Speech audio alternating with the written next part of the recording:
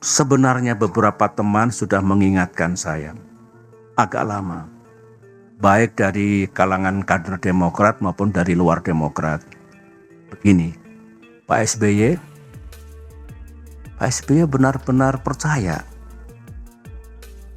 kepada orang itu atau kepada orang-orang itu.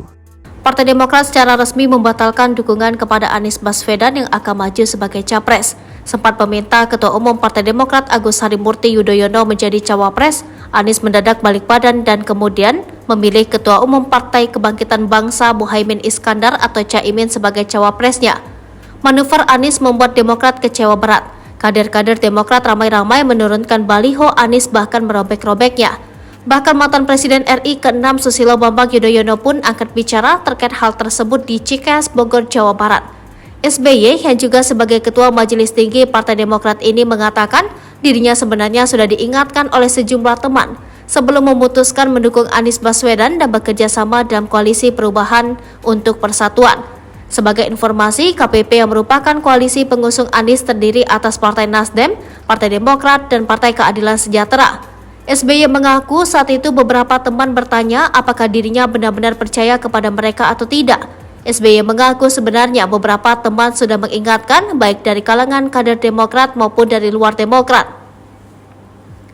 SBY diingatkan apakah benar-benar percaya kepada orang-orang itu. SBY lantas mengatakan dirinya berprasangka baik kepada orang-orang yang bekerja sama dengan Demokrat sehingga menaruh kepercayaan penuh. Mendengar jawaban itu, teman-teman SBY menyebut yang terpenting mereka sudah memberikan peringatan.